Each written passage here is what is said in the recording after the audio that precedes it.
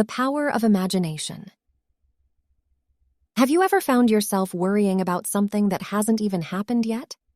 Maybe you've imagined a worst-case scenario in your mind, and it feels so real that it makes you anxious or stressed out.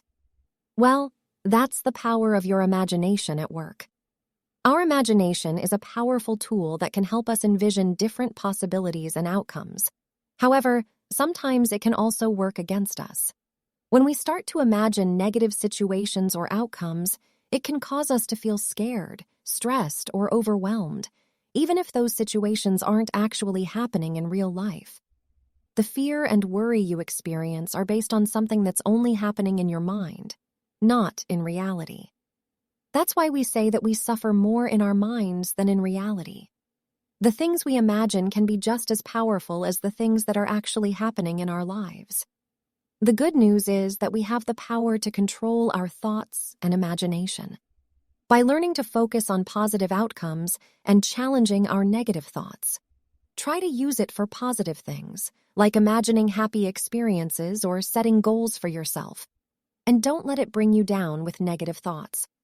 So the next time you catch yourself imagining the worst-case scenario, try to take a step back and focus on the positive possibilities instead. You might be surprised at how much happier and more confident you feel. How to stop overthinking and start living.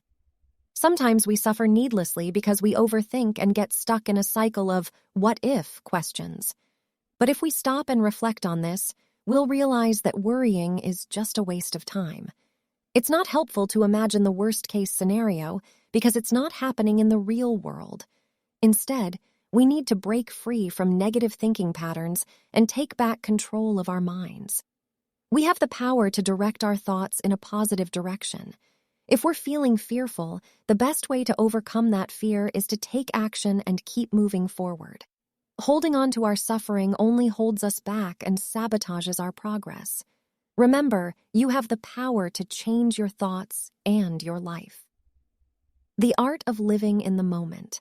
Letting go of imaginary suffering. Living in the moment is all about being fully present in the here and now, rather than getting caught up in worries and anxieties about the future. One way to let go of imaginary suffering is to focus on the present moment. Instead of worrying about what might happen in the future, try to focus on what's happening right now. Pay attention to your surroundings, your thoughts, and your feelings, and try to fully immerse yourself in the present moment.